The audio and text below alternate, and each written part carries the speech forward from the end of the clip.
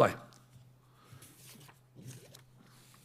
Also in this hadith, the hadith says that the Prophet ﷺ had accepted the gift. Okay, so he accepted the gift. So the gift is, and this is really recommended. And also the Prophet ﷺ had explained to him why he didn't accept the gift, because you have handed it to me. And it shows that if the gift cannot be accepted, then you have to tell the person in order to ease. Like a Prophet of Allah, one day he's been gifted khamisa from Abu Jahm, companion. He gave him khamisa, which is something like pattern. And this pattern thing, it just distracted the Prophet in the prayer.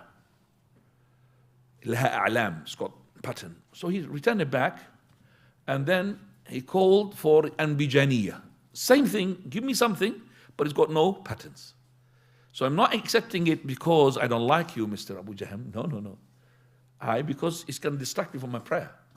If you have something which is going to be always, the one which is not pattern is cheaper, isn't it? The one whose pattern is always expensive. I want the cheaper one, the matte one.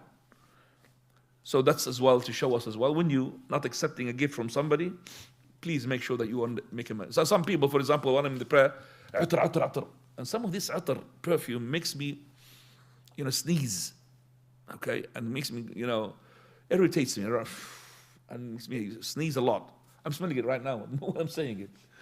So when I said, brother, forgive me, I'm just triggered straight away like the hay fever.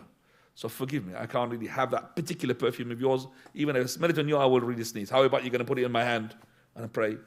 Just explain to him. But if I said to him, I don't want to, like that, he's going to find it in himself. Something, why? I didn't steal the perfume.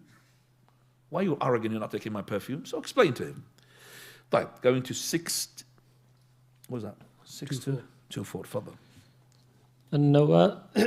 النواس بن سمعان